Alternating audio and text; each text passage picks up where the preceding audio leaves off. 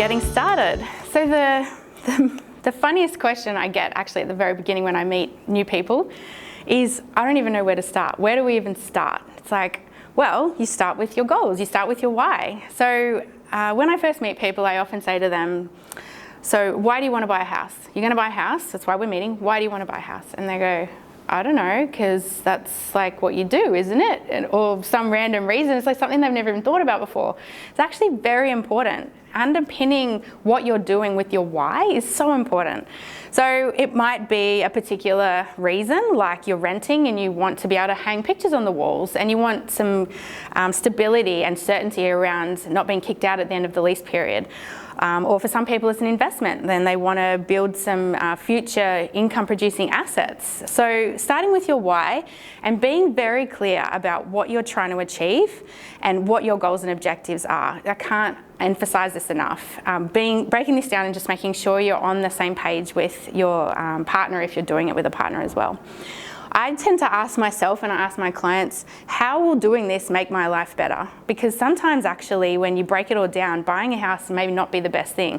So for example, if someone's thinking about going overseas and moving permanently to another country, well, if you buy a property here, what does that look like when you go overseas? You're going to need to sell it then? Does it become an investment? Just thinking a little bit more than right now is also really important. So just breaking down into life improvement, like not just doing it because everybody else is doing it.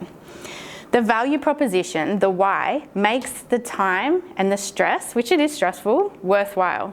So when you go and buy a house and then all of a sudden you've got all this stuff that you're managing and your time and this cost associated with it and the stress of it, if you don't have a strong why, you're not really clear on why you're doing it, it can all be really for nothing. And sometimes there's some animosity that comes with that as well. So yeah, just having that value proposition really anchors what we're doing. So the managing emotions part of it is really important. So buying a house is stressful. It's still stressful for me if I buy a house, and I've bought plenty before. Buying your first is incredibly stressful. So there's some top tips that I've got that will hopefully alleviate this a little bit. First thing is to get clear on your goals, but also to break them down into bite-sized chunks. So, okay, I want to buy a house. Fantastic. Why is that going to work for you? Because I don't want to rent anymore. I want stability. I want to make sure I'm not going to get kicked out. Confidence on where I'm going to live. For my family, whatever, things like that. Great. What's the next step? How do we break that down? Well, we've got to figure out what type of house you want, what suburb you might want to live in, what price point it might be affordable. Is this going to link into an investment property portfolio? Things like that. But bite-sized chunks is really important. Communicating with your partner, if you have one in this process, is really important. I've said this before already, but it's incredibly important to make sure you're on the same page. Communication about goals, but also your financial situation, making sure you're all, if you have separate bank accounts, that's okay, but making sure that you're all over it, because when we go through everything's on the table and everyone sees everything who's involved in the transaction. So have that conversation early. Ask questions and do research. It's really important to take responsibility. Sometimes I see sometimes with couples, one will be the driver and the other one's just kind of letting the other person drive it and just kind of coming along to the meetings but not actively involved. It's really important you get actively involved. Do it together. Break down the goals into bite-sized chunks and then divvy them up and each take some responsibility, because it's important to feel comfortable and to ask lots of questions, and you need to understand, not just know that your partner understands what's going on. And don't rely on other people like me or your conveyancer or your property, specialist, real estate agent, whoever, to make decisions for you. Learn, ask questions, and make sure that you understand for you, because this is going to be a lifelong journey as well. It's not just about your first house, it's about building knowledge for the future as well.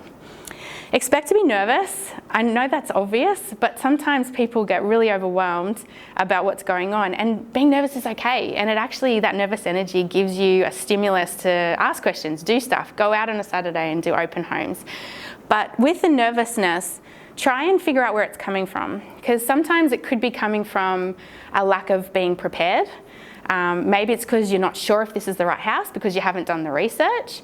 But if you know you've done the research, you've put in the effort, you've taken responsibility, you've asked the questions, you've got a solid plan, you're very comfortable with what you're doing and your why, but you're still nervous, that's okay. So fear of the unknown is very normal, but just don't dive into things if you're not sure, because that can be really dangerous.